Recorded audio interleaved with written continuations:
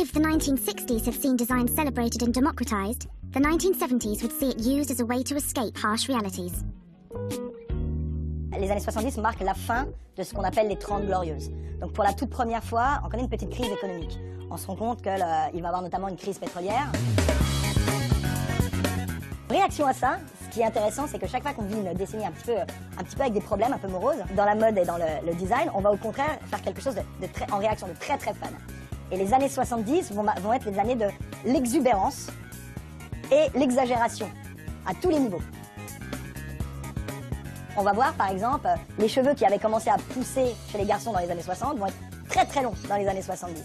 Les pantalons de pattes d'éléphant qu'on commence à voir dans les années 60 deviennent très très larges. On a aussi envie de couleurs extrêmement éclatantes. C'est pourquoi c'est très exubérant. C'est des couleurs, des violets, des mélanges de marron et orange, des couleurs, des choses très très très exagérées. Les semelles des chaussures vont être très exagérées, les platform shoes. Il va se passer plein de choses. C'est la naissance aux États-Unis d'un nouveau mouvement musical, les discos.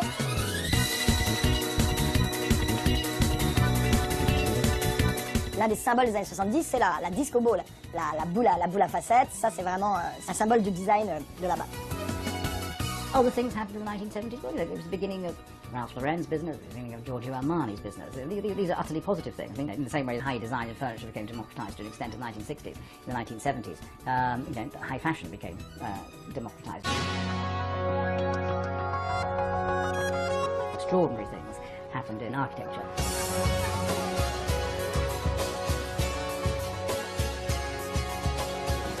I think we can all see now that the Centre Pompidou in Paris, in Richard Rogers and Renzo Piano, is a highly mannered and contrived and frankly absurd building, but a completely wonderful one. You know, for good or for bad, it completely transformed a desolate part of Paris and gave a powerful demonstration of the catalytic effect which great buildings can have. Never mind that the language it speaks is by no means as rational as it purports to be.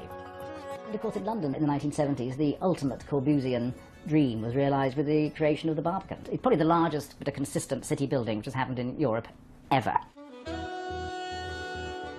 The start of the 1970s also saw the introduction of two compelling yet contrasting concepts in travel.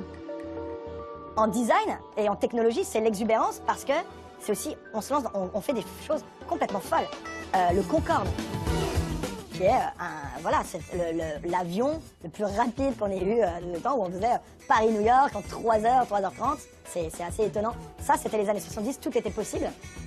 Et en même temps, il y avait morosité, mais la morosité, elle proposait la folie et l'utopie au maximum. And what do you get in car design? Well, obviously the most important car of the 1970s was the Renault 5. Et elle est le fruit d'une fulgurance, d'un trait de génie, j'ai envie de dire. C'est Michel Bouet, un jeune designer de Renault, qui, dès le début, dès le premier dessin, va trouver le concept de la voiture, qui va ensuite quasiment pas changer. Il va y avoir quelques adaptations, mais dès le départ, d'un seul trait, il va trouver, entre guillemets, la Renault 5, son design, qui est très innovateur pour l'époque, et sur le papier, dès le début.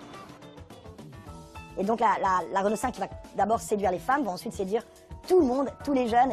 C'est la voiture à la mode, je pense. Je pense que c'est vraiment la première voiture qu'on peut dire être vraiment, c'est une voiture tendance. The Renault 5 took on the Mini's utilitarianism, but added that fabulous dimension of sort of French chic. It came with interesting colours, it came with comfortable seats. These are things which Mini's manufacturers never considered to be worthwhile attributes. Et finalement, tous les constructeurs vont avoir une copie de la Renault 5 dans leur gamme dans les années qui vont suivre le lancement de la Renault 5 en 72. In the truly great cars, in any category, tend always to be driven by one person's personality. And I think it's probably fair to speculate that Michel Bouet's Renault 5 was a car like that. Good morning. You want to do some shopping with me? Shopping with the most popular car in Europe today? It's so singular, it was so exceptional, it was so fresh, it could never have been created by a committee. You understand now why I love my so exciting Renault 5?